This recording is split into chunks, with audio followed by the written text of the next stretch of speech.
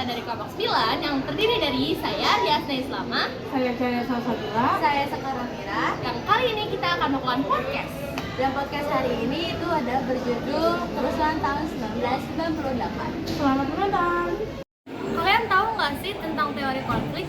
Teori konflik adalah yang membahas tentang permasalahan yang ada di masyarakat, contohnya di sosial.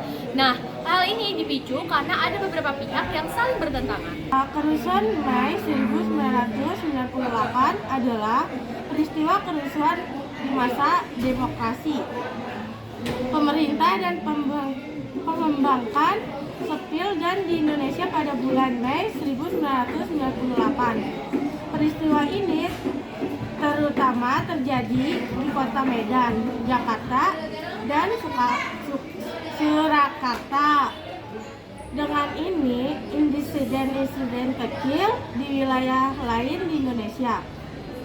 Kerusuhan yang terjadi pada tersebut dipicu oleh korupsi, masa lalu ekonomi, termasuk kekurangan pangan dan pengurangan massal.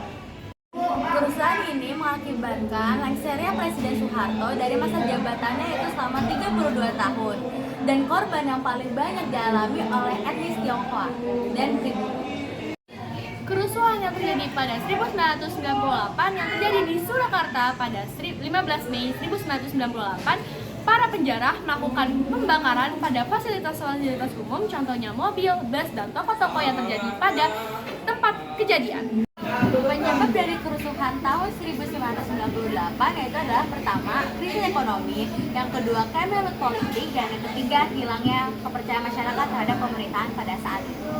Dampak setelah terjadi kerusuhan 1998 itu satu, ada banyak korban jiwa yang berjatuhan. Dua, terjadinya pelecehan seksual bagi wanita. Tiga, banyak etnis Tionghoa yang menjadi korbannya. Empat, terjadi penjarahan di toko-toko atau mal pada tahun 1998. Lima, inflasi yang semakin tinggi.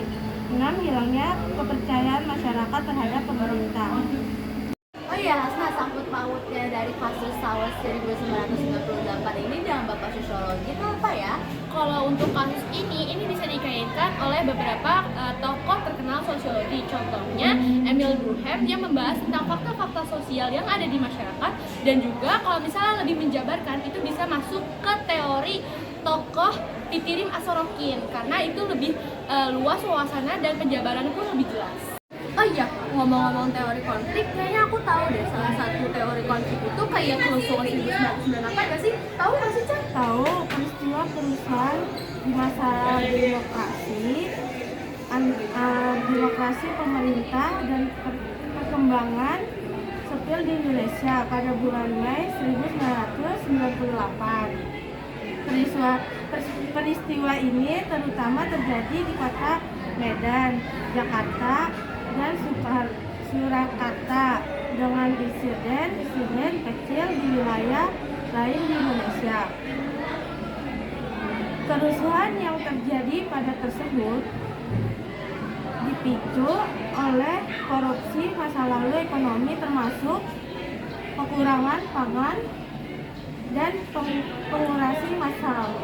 Kita tahu nggak sih dampak kerusuhan 1998? Oh, dampak dari kerusuhan tahun 1998 yaitu adalah yang pertama, inflasi yang semakin tinggi, yang kedua, hilangnya kepercayaan masyarakat terhadap pemerintah, dan yang ketiga yaitu adalah banyaknya korban berjatuhan dari etnis Tionghoa maupun etnis pribumi. Tahu tujuan target utama pada kerusuhan itu nggak? Tujuan dari target utama dari kerusuhan tahun 1998 yaitu adalah Presiden Soeharto yang sudah melangsungkan kepemerintahannya selama 32 tahun. Cukup sekian dari kelompok kami, kurang lebih mohon maaf. Semoga bermanfaat. Kami akhiri. Wassalamualaikum warahmatullahi wabarakatuh.